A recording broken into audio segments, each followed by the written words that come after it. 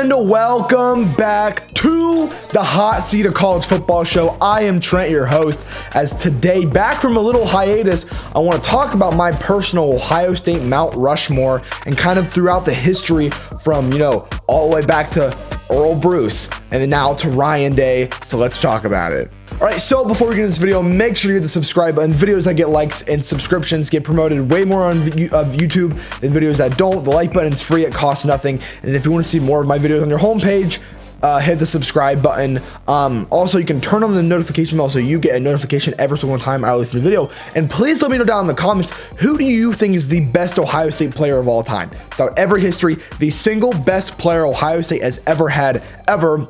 So, a couple things. I was on a little bit of a break. I've kind of been posting a little more sporadically instead of trying to post once or twice every single day. And the reason why is the third quarter of school just finished up and I was working a lot. And this today, if you live in Ohio, you know what I'm talking about.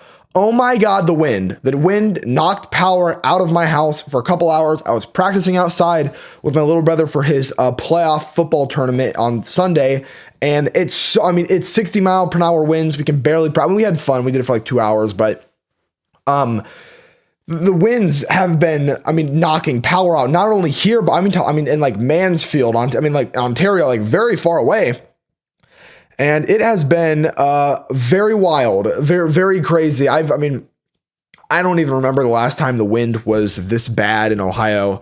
But I want to talk about kind of I have for my Mount Rushmore, I did a couple things. Here, let me find it. So I did my overall Mount Rushmore. What you don't know about Mount Rushmore is a mountain, and I think either North or South Dakota, has 4 presidents. It was my top 4 players, and I did one for overall, and I did one for the past 4 coaches. So Earl Bruce, Jim Tressel, Urban, and Day. So I want to start off with Earl Bruce. We'll make our way all the way down to Ryan Day, and then after we will do an overall Mount Rushmore. So starting off in Earl Bruce, who was a long time ago. My top 4 was Art Splitzer. If you don't know who that is, I think he was a quarterback for us. Keith Byers was great. Chris Carter, one of the best receivers in Ohio State history. And Chris Spielman, and if you don't know Chris Spielman, legendary linebacker for the Detroit Lions and Ohio State. And I read his book, actually. His story is really, really, it's really sad, but it's really cool. It's actually a book I should recommend you guys all watch, or you all, I listened to it through audiobook, but you should go read the next one. And the kind of the guys after I can get more into because I know more about these players. So starting off I know I did Earl Bruce, but starting off in the Tressel area, honorable mention, Beanie Wells. Beanie Wells, he does a podcast with Cardale, and it's not Rob Stone. It's the other dude. They do their podcast, and he's fun to listen to. Was great in the Michigan game, and was it? When was he? Was he 06? I think it was 06. That the team won the national title and lost to Urban Meyer's Florida team, but he was great. Obviously Beanie is nickname, and he was the first guy off. Top 4, I got AJ Hawk. AJ Hawk actually might be the best player on this team. Obviously did legendary things in Green Bay in the NFL, won a Super Bowl, is on Pat McAfee now. But at Ohio State, AJ Hawk and James Laurinaitis, you had Marcus Freeman. Jim Tressel's linebackers were, absolutely phenomenal. And AJ Hawk is an Ohio State legend. He was actually at the Ohio State-Tennessee game, and the entire stadium started chanting his name, which was super cool. Next guy, got Ted Ginn Jr. He is the current head coach for the professional team in Columbus, the Columbus Aviators. I will be covering them a lot this year. And Ted Ginn has a case to being the fastest player in Ohio State history. Even though they got blown out against Florida in 06, ran the opening kickoff for a touchdown. He had the kickoff against Michigan, and I actually had that in my top 10 for Ohio, not top 10, I think it was an honorable mention, but my top 10 Ohio State plays of all time. So you guys should go watch that video. It's on the channel. My top 10 Ohio State plays in history. And Ted Ginn, obviously Chris Carter was one of the greats. Right now we got Jeremiah Smith, but Ted Ginn was definitely maybe in that top 3, top 5. Second, next guy I got Troy Smith, obviously Heisman winning quarterback. A lot of these guys in the 06 team, and man, Troy Smith was fun. I think he was probably the best quarterback Jim Tressel had. Obviously, Terrell Pryor was good, and Craig Krenzel, won you a national championship, but Troy Smith, our last Heisman winner, which is insane that we have not. Ryan Day has had, I think, 7 Heisman finalists and 0 Heisman winners, which is absolutely disgusting. It's a lot of it's kind of been SEC bias. It's evened out now, but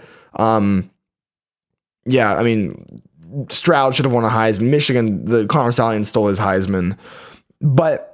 Man, Troy Smith was fun. And then the last guy, and a guy people are like, wait, what? Who's that again? If you don't know how it's a history.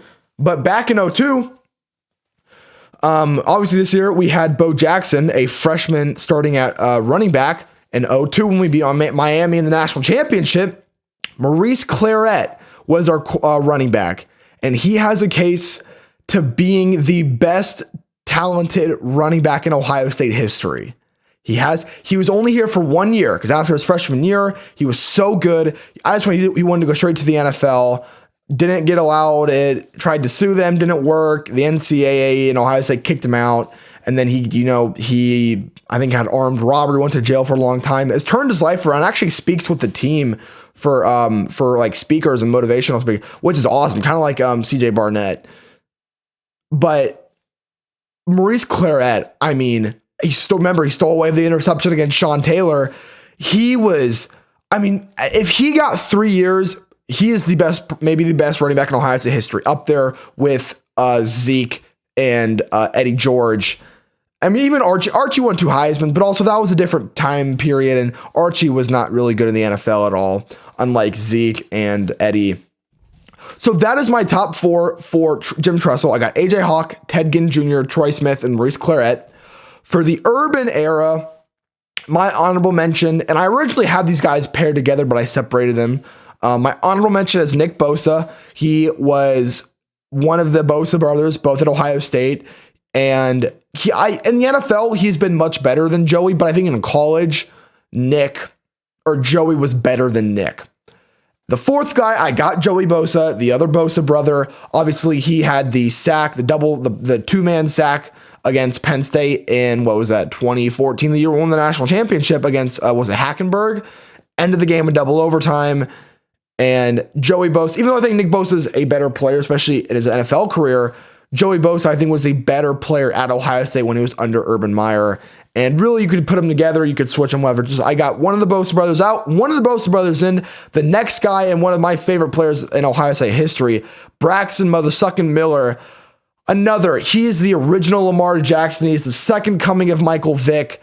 Man, Braxton Miller was special. And maybe he wasn't the most accurate, but he had such great arm talent, had such an arm, and was so explosive. And the fact that he was the starting quarterback, got injured the year they won the national championship, came back. I know it's before the transfer portal, but came back, didn't sit out, played again even with an injured shoulder, switched to wide receiver, and was still I think it was a 3rd-round draft pick, only at 1 year the wide receiver, and he was an explosive wide receiver. You remember spin move versus Virginia Tech. And in the video I did, you guys should watch it. I think it's a great video. It's one of my better videos on the channel. The top 10 plays in Ohio State's history, there's like 3 or 4 Braxton Miller plays. The run against Michigan in 2013, the spin move against Virginia Tech, and that touchdown throw versus Wisconsin. Oh my God, Braxton Miller, the biggest what if ever in Ohio State history. The biggest what if. And so, it's not, he couldn't, after he tore his shoulder, he got surgery, he tore it again in practice. He said he can't even throw past 30 yards. So that arm talent quarterback is gone. He didn't really turn out much in the NFL. And, he was injured, and, he was a quarterback, but he was Lamar Jackson before Lamar Jackson. The next guy, and I kind of have this guy here kind of because of his NFL career a little bit, but I got Michael Thomas. I think he's probably the best receiver Urban ever had. I'm trying to think. Urban left in 2018. You had Terry McLaurin in 2018. Garrett Wilson was a freshman in 2019. Olave was I think maybe Olave was there in 2018. So maybe you could say Olave was the best. Man, but I should talk about Saints receiver. But yeah, Michael Thomas was one of the best receivers in the NFL for a couple of years. Man, remember Evan Spencer, the other receiver, when we beat Bama and won the national championship in 2014. Remember, Evan Spencer threw that pass on the end around, and he's a receiver, to Michael Thomas. Michael Thomas was the guy that caught it and kept his foot in bounds. Michael Thomas was phenomenal. Like, Michael Thomas, I mean, so I have to have him up here. I have to have Michael Thomas up here. And then the last guy, and maybe the best player out of this entire list, is Ezekiel Elliott. And man, Zeke was something else. My first memory of Ohio State football was watching us beat Alabama in 2014. I'm being so serious. I don't remember the national championship against Oregon, but I remember beating Alabama. First memory of Ohio State. 85 yards to the heart of the South. I had my shirt. I don't know where it is. I had it earlier today. But I mean, the most iconic, if you watch my top, I won't spoil it, but I'll give you a hint. 85 yards through the heart of the South is pretty high. It's a little high on my list. But yeah, my top four, I got Nick Bosa just out of it, then Joey Bosa, Braxton Miller, Michael Thomas, and Ezekiel Elliott. For Ryan Day, this is 2019 to 2025, 2026 now. The first guy out, I know I might get a little bit of flack for this, but man, this list is so stacked. I mean, look at all. I don't look at the others. If I would rank these, like, I'll probably say Earl Bruce is at the bottom. Then I would say, I don't know if Urban's was better than Tressel's. Maybe I would say Urban's better. But Zeke's, I think maybe Urban's better than Days. But man, Days is stacked. I got Marv, the first guy out. Marvin Harrison Jr., Blendikoff winner, Heisman finalist in 23. Was supposed to be, I mean, it's weird. No one remembers it. After 2023, people were calling Marvin Harrison Jr. the best Ohio State receiver ever. Now, yes, because right after you had Jeremiah Smith. And then Marv's NFL career has been really crappy, shitty the past couple years. But he's going to get a new quarterback, which actually I'm trying to think, now that Kyler's gone, are they going to trade Marv? I wonder where Marv's going to go. I guess they can draft a quarterback, but like they're at what? They're at the third overall pick. You're going to draft Ty Simpson at three.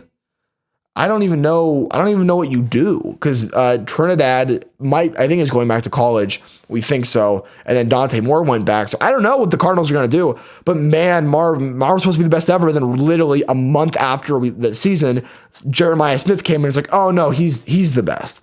He's the best. Joe Clark calls him one of the best collegiate players ever. I think he will, after this year, he'll be one of the best, maybe the best collegiate player of all time, especially if he can win a Heisman and a national championship. Because Devontae Smith won 2 natties and a Heisman. So, and I think Jeremiah is way better than Devontae Smith is a wide receiver too. Jeremiah Smith will be a bona fide top 5 receiver in the NFL, maybe the number 1 receiver in the NFL eventually. But Jeremiah Smith is the first guy in, and I get he's only a sophomore, but I got Marv out and Jeremiah in, and I think we can all agree Jeremiah Smith is better than Marvin Harrison Jr. Marv, in that, obviously we have to let Jeremiah have his third year. Marv had that third year in 23 to really develop, but I'm so excited for Jeremiah. I'm sad it's his last year. I feel like Jeremiah Smith just came here. He's got 1 year left, and now Chris Henry Jr. is the new guy. And I was thinking about it on the way home today. Ohio State has had the number 1 receiver in the country for 6 years in a row. 6 years in a row. We'll go back to 21. The highest 3 receivers. They're actually all consecutive. They were all consecutive. The highest receiver in 21 was Chris Olave. Right after him, Garrett Wilson, both from Ohio State. Right after that, Jamison Williams for Alabama. Where did J-Mo go before Bama? Ohio State. You had 3 Ohio State wide receivers drafted consecutive. Those were the highest 3. So you could say Garrett Wilson or Chris Olave, they were the best receivers in that 2021 year, which they were, and they were the highest drafted. I would probably say Garrett's the best out of the 3. Garrett's probably the best out of the 3 of those. And remember, JSN and Emeka Ibuka and Marvin Harrison were on that team. In 22, who was the best receiver all year? He played 1 game, But it was Jackson Smith and Jigba. He's the number one receiver in the NFL right now. It was JSN. It always was JSN. Even though he didn't really play, it was Jackson Smith and Jigba. Again, he was the highest drafted receiver. And 23, who was the best receiver? Marvin Harrison Jr., who was the highest drafted receiver. No, his NFL career hasn't been great yet. The highest drafted receiver, Blitnikoff winner. Highest and was the best. Not only that, he was the best player in the country at 23, Marvin Harrison Jr. That is 3 years in a row. 24, who is the highest drafted receiver? It was Tedoroke McMillan. Abuka was in the first round as a wide receiver. 2, Travis Hunter, who was not the best receiver, should have not won the Blitnikoff. We all knew he wasn't the number one receiver and the number one cornerback. He was just top 5 at both, which is why he deserved to win the Heisman. Genty played literally beat nobody. It's like Miami, Ohio. It's like, well, I get they're 31-1, but they're 31-0, but they don't play anybody. Same thing with Travis Hunter or with Ashton Genty, but you guys don't want to say that. Y'all don't want to admit that. But you had Chris Olave and Garrett Wilson, best receivers in 21. And even the one that won the Blitnikoff, Jamison Williams, came from Ohio State.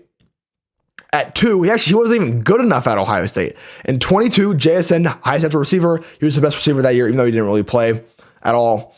And 23, the best player in the country, highest drafted receiver, Blitnikoff winner, Heisman finalist, Marvin Harrison Jr.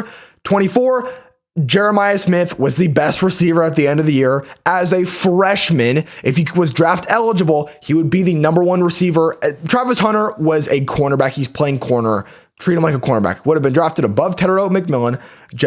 This past year in 25, Jeremiah Smith is the best player in the country, best receiver, 5 years in a row. And then coming into this next year, it's Jeremiah Smith. So Ohio State has had the number 1 receiver in the country, and all the ones that are draft eligible have been the highest drafted 6 years in a row. 6 years in a row. Can Chris Henry Jr. be that in his sophomore year? I don't know. Probably not, but we'll see. I'll make a video about Chris Henry Jr. specifically, maybe after spring to see, can he really be the number, like an all-time great, have like a freshman year like Jeremiah did. But the first guy out for day is Marv. Last guy in, Jeremiah Smith. Next guy above that, these aren't even in order. These aren't in order. I got CJ Stroud. Obviously, you could say the best quarterback in Ohio State history. I don't know. Troy Smith won a Heisman. Stroud, you could even say Justin Fields maybe had a better collegiate career than Stroud. Stroud maybe he's had the most success in the NFL, but even Stroud's been struggling lately. So I got Stroud in. I think Stroud is definitely a top 4 player for Ryan Day. The next guy, I got Justin Fields, the guy right before him. Justin Fields was elite, another Heisman finalist. Actually, all of Marv was a Heisman finalist. CJ Stroud was a Heisman finalist. Justin Fields was a Heisman finalist. And then the other guy is so everyone in here is a Heisman finalist except Jeremiah, and Jeremiah will be a Heisman finalist this year. But yeah, Justin Fields, the NFL failed him. Wasn't really his fault. He was so electric in college. And then the last guy, you could even say maybe the best, not probably better than Jeremiah, maybe the second best player, but the most dominant collegiate player we have seen since Adrian Peterson. The only guy that comes in after him is probably Jeremiah. So you had like the dominance of Adrian Peterson, the dominance of Jeremiah Smith, and who came in the middle of that? Well, it was no other than Chase Young. And my goodness, this year even in 2018, it was phenomenal. In 2019, being a Heisman finalist defensive player as a defensive end, I think he had 18 sacks in his junior year. Kind of was a bust in the NFL. He actually played really good for the Saints this past year. But yeah, man, Chase Young, obviously, he is going to make this list. So kind of a recap through all of them. For Earl Bruce, I did Chris Spielman, Chris Carter, Keith Byers, and Art Schlitter. For Tressel, I did Maurice Claret, Troy Smith, Ted Ginn Jr., AJ Hawk with an honorable mention for Beanie Wells. For Urban, Nick Bosa was the first guy out, but Joey Bosa, Braxton Miller, Michael Thomas, and Ezekiel Elliott. And then for Day, I got Marvin Harrison Jr., the first guy out, then Jeremiah, CJ Stroud, Chase Young, and then Justin Fields. And now for my overall Mount Rushmore for Ohio State, the first guy out, and it's a guy that is my favorite player in Ohio State history with Emeka Egbuka. If you watch the channel, you know who it is. Let's just say he's right behind me. It hurts so bad. I have Eddie George. He's not in my top 4, but he's my honorable mention, the 5th best player in Ohio State history. And you're asking me why. Trent, why? He won a Heisman. Why is he not up here? Well, there's the top 3 players in here are 100% in. But between 4 and 5, they're both running backs for Ohio State. One has a Heisman, the other one doesn't. But the thing that keeps Eddie back, even though he was the first ever Madden cover, he's like I think he's the only ever Ohio State Madden cover player. His career was he did really good in the NFL, but I'm not trying to influence the NFL. I'm maybe putting a little bit, but not entirely. The biggest thing that keeps him out is he didn't beat Michigan. I don't know if you guys knew that. Eddie George, Heisman winner, Eddie George, head coach of the Bowling Green Falcons. He never beat Michigan. He's 0-3. I think, what is he? 0-3 against Michigan. Never beat Michigan. So that kind of keeps him out. And the guy that I have over him is Ezekiel Elliott. Zeke never lost to Michigan. He won a national championship. He had 4 touchdowns in the Natty, had the most famous play in Ohio State history. I have to put Zeke above Eddie George. You could say Eddie George is better. I would maybe disagree with you a little bit, but I have to have Ezekiel Elliott above Eddie George. And I love Eddie George. He's right behind me. You see him every day when you watch the show. So I got Eddie out, Zeke in. The next guy, obviously, he's a lock. Maybe he's not the 4th best player in Ohio State history, but goddamn, he's got 2 freaking Heismans. I got Archie Griffin. And again, I think Eddie George is way better than Archie Griffin, but Archie Griffin won 2 freaking Heisman trophies. 2 Heisman trophies. And he is an Ohio State legend. Does a lot of the voice for the hype videos, which is awesome. And man, I mean, back in the day with that afro he had, you got to have Archie here. The only ever 2-time Heisman winner.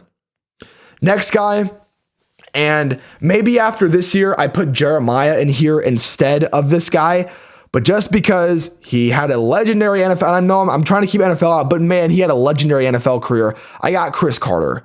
Up in this joint over Jeremiah Smith. Just let Jeremiah Smith play his last year and then play 3 to 5 years in the NFL. And then we'll come back and be like, okay, now that maybe Jeremiah's career is not over, but we've got like a sample size of kind of what his prime is going to look like. And then we can judge it. But Jeremiah's only played 2 years of big boy football. Chris Carter had a amazing career at Ohio State and had a very, he had a great NFL career. He was a very decorated player. Didn't win a Super Bowl. Vikings never won a Super Bowl. I think they had the 4th most wins ever in NFL history, franchise history, but never won a Super Bowl. But was great for the Vikings. And then the number 1 guy, and you could say maybe this is currently the best player in Ohio State history. He didn't win a Heisman, but he was a number 1 overall pick at offensive line, maybe the best tackle in history, Orlando Pace. I mean, should have won a Heisman as an offensive lineman. What a freak play! I think he played for the. I don't know. It was the Rams. Wasn't the LA Rams? It was the St. Louis Rams. And what a he was the number 1 overall pick as a offensive lineman.